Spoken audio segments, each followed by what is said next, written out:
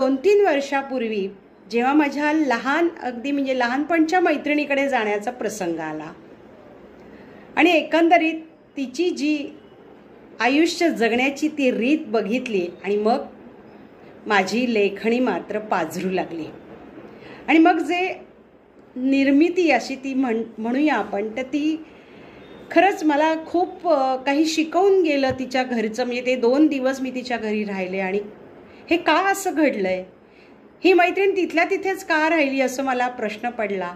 का सुधारत नाही आहे, मुलगाही तो तिला सांगतोय तरीसुद्धा ती सुधारत नाही आहे. ते सगळं घेतलंय आणि शब्दबद्ध केलंय.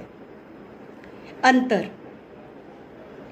किती योजने दूर गेलीस तू, किती योजने दूर गेलीस तू, भांड्यांचा तळ पातळ झाला तरी, भांड्यांचा तळ पातळ झाला तरी तू त्यांनाच कडेवर घेऊन थिजली आहेस.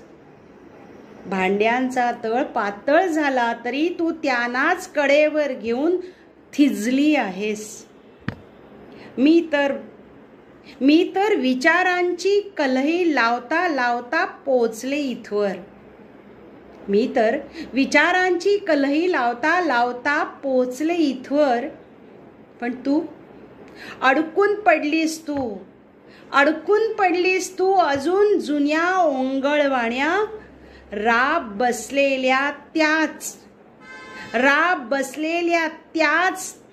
तुपाच्या बरण्यात, त्याच तुपाच्या बरण्यात तशीच पण बाहेर पडणारी ती वास मारणारी ती साखर. तू अडकून पडलीस त्याच ओंगळवाण्या त्या डब्यांमध्ये. नाहीच बदललीस तू, ती कधीच बदलायलाही तयार नाहीस. का? साधेपणाच्या बुरख्या आडून स्वतःचे स्वतःला ओंगळवाणे दर्शन घडवणारी तू. अगं तुडव ना हा रस्ता, अगं तुडव ना हा रस्ता. जा ना अंधाऱ्या वाटेवर स्वतःच दिवा होऊन. तुडव ना ग हा रस्ता, अगं जा ना त्या अंधाऱ्या वाटेवर स्वतःच दिवा होऊन.